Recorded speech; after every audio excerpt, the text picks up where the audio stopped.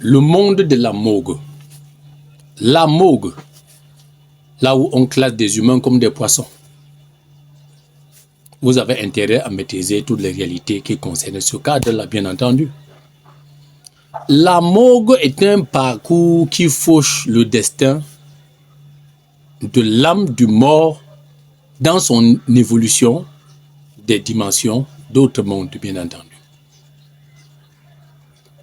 Parce que quand on quitte d'une dimension vie, on doit évoluer à une autre dimension. Sauf que pour évoluer à une autre dimension, on doit laisser le corps qui cadre avec la dimension-ci. Le corps physique cadre avec la dimension de la vie de la septième dimension du cosmos, bien entendu, qui est la surface de la Terre, là où nous sommes actuellement. Lorsqu'on quitte donc ce plan pour d'autres plans, qu'est-ce qui doit se passer? Il faut laisser ce corps. Et il y a donc des principes pour conduire l'âme d'un individu vers les dimensions de l'au-delà.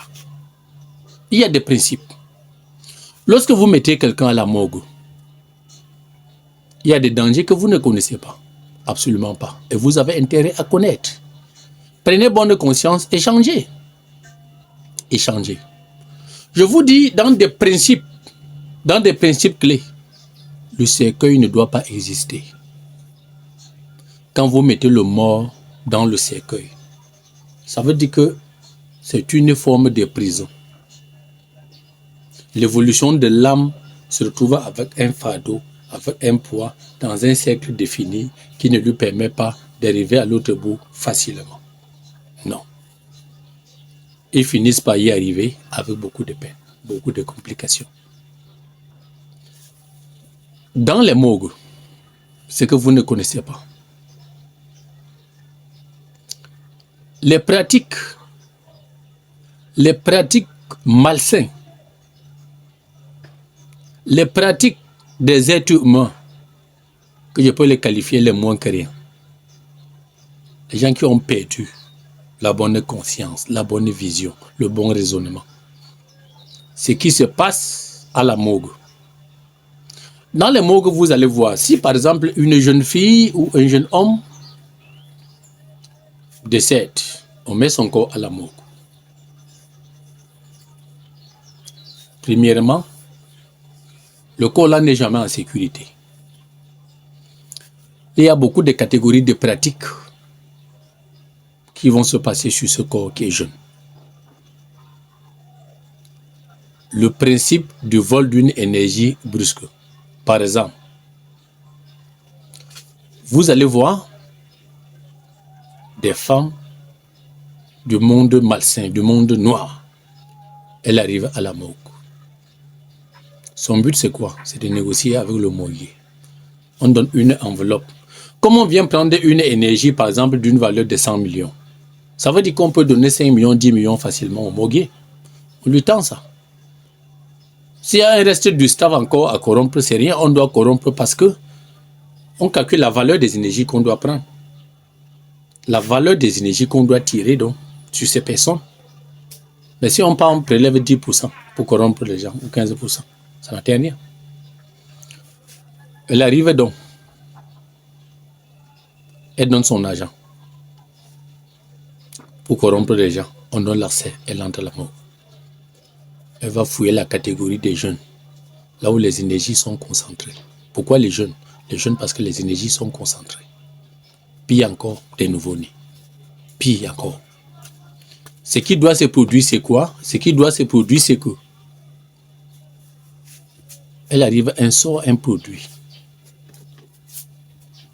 Elle sort hériter un produit. Elle met sur le sexe du garçon qui a décédé.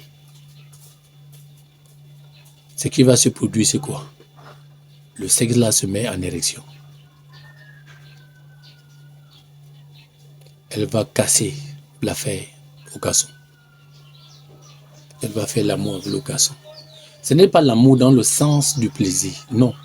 C'est l'amour dans le sens d'épuiser les valeurs, les énergies qui vont aider à conduire l'âme du défunt vers d'autres dimensions de vie. Lorsqu'on mène ce genre de pratique, ce qui s'ensuit, c'est que l'âme est mise à mal. C'est pour cette raison que vous allez voir certains cadavres pleurer. Pourquoi le cadavre pleure? Le cadavre ne pleure pas toujours parce que il est compliqué, il appartient à un autre, non. Le cadavre pleure parce que l'âme du défunt est en train de subir un mauvais parcours. Son évolution ne tient pas bon. Maintenant, l'âme utilise son principe pour réincarner le corps chair qui est déjà mort. Et le corps se met en mouvement, le corps pleure. C'est ce qui se passe. Ça, ce n'est qu'une autre phase pendant tant de phases que je peux vous expliquer dans les milieux mortuaires. Il y a des pratiques malsaines qu'on a besoin de récupérer la terre là-bas. Quand on récupère la terre, on s'en va avec les pratiques qu'on fait, ça met à mal l'évolution des morts. Il y a un autre grand danger que vous ne connaissez pas. De la même manière qu'on prend quelqu'un dans le fond là, dans le con, de la même façon, sur ce plan-ci, le mort peut également subir une prise d'otage étant à la morgue. Puisque lorsqu'on met un corps à la morgue, ce qui se produit, c'est quoi? C'est que l'âme et son esprit tournent tout autour. Parce que la morgue est un principe hors norme, mais ça ne cadre pas avec le carnaval de la nature. Non, ça ne doit pas passer par là. Le corps, une fois que quelqu'un déjà veut quitter ce plan monde, il rend l'âme. C'est-à-dire que le corps chair reste là, il doit évoluer sur d'autres dimensions. Pour lui permettre d'évoluer normalement, on doit inhumer ce corps. On doit creuser la terre. Vous me laissez vos histoires, ce que vous appelez modernisme, cercueil. Vous me laissez ces bêtises, ces aliénations. Vous prenez un tissu de bonne couleur symbolique. Vous pouvez prendre un tissu de couleur jaune. Le jaune qui veut dire la réussite, le succès du mort. Son évolution doit réussir, son parcours doit être bien. Vous pouvez prendre un tissu de couleur bleu. Ça veut dire que quoi? Ça renvoie à une force prospérité. Ça renvoie à une connexion avec les divinités de lumière de l'au-delà.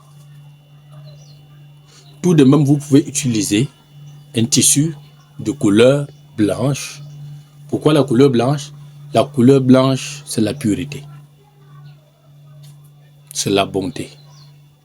C'est la paix. Voilà les couleurs que vous pouvez utiliser. Le mort se retrouve à sa dimension illuminée. Durant son parcours illuminé, vous l'emballez très bien. Vous l'enterrez. Vous pouvez lui faire asseoir sur une chaise, bien entendu. Vous l'enterrez. Pourquoi on a perdu les traces de nos ancêtres? On a perdu ces traces-là, pourquoi? Ça ne marche pas comme ça. Pourquoi on a perdu ces traces? On doit retrouver ces parcours. Il y a d'autres choses que je n'ose même pas, la bouche n'ose même pas vous dire, dans des mots. Je vous en prie. Il est vrai que je voulais vous donner aussi un conseil, que lorsqu'on lave votre cadavre, vous devez récupérer de cette eau vos parties.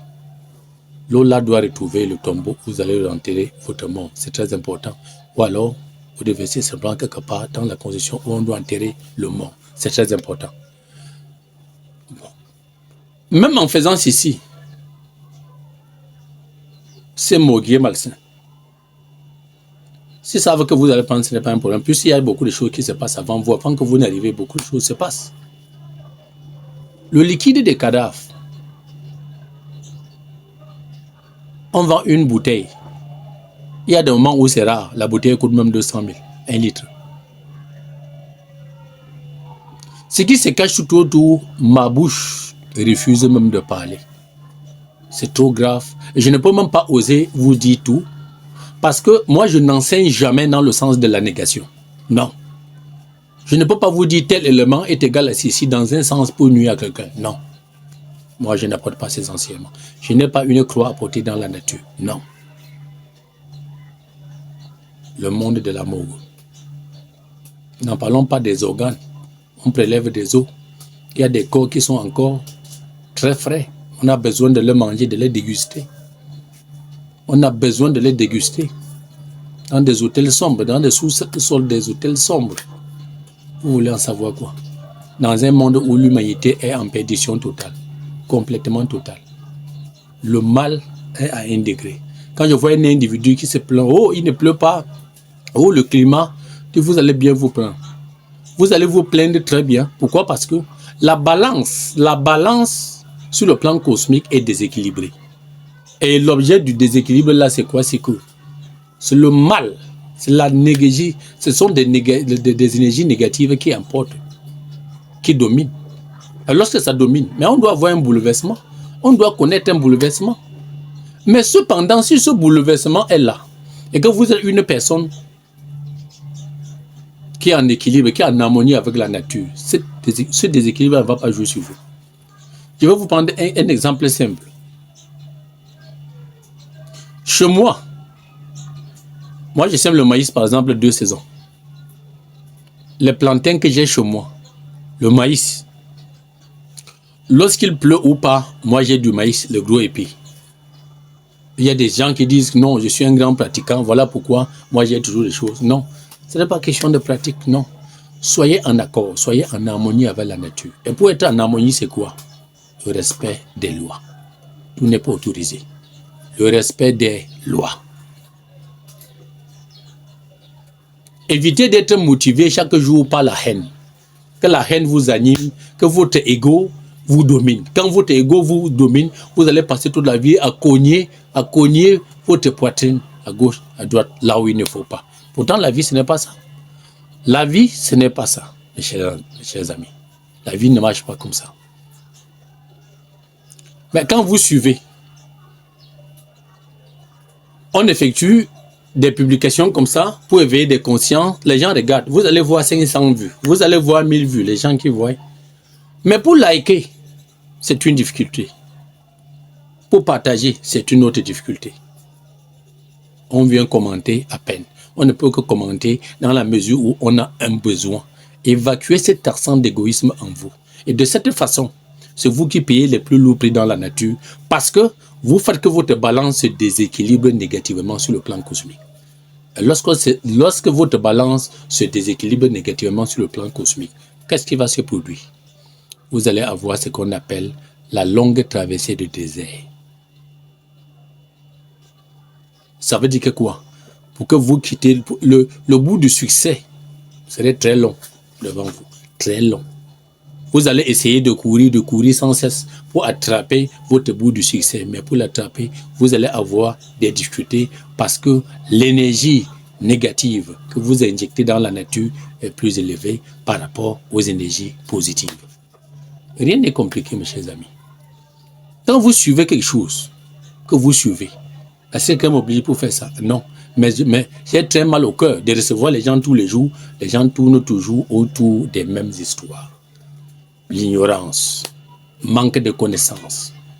N'en parlons pas des sciences cachées, le monde occulte. Pire.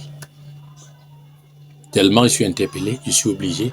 Et dans mon engagement, dans mes engagements fermes, je dois illuminer des gens. Moi, je dois illuminer des gens. C'est mon devoir de tous les jours. Likez au moins, faites au moins ces gestes-là, les machines de commander cela. Partagez. Pourquoi pas commenter dans le bon sens? Un groupe WhatsApp est mis sur pied depuis très longtemps qui tourne très bien. Si vous voulez avoir des questions qu'on puisse vous répondre de manière facile, je pense que j'essaie de disposer quand même le temps pour me concentrer au niveau du groupe WhatsApp. Dans le cadre privé, mais vous êtes assez nombreux. Ne pensez pas que vous êtes 5-10 qui m'écrivez. Non, les gens écrivent de partout tous les jours.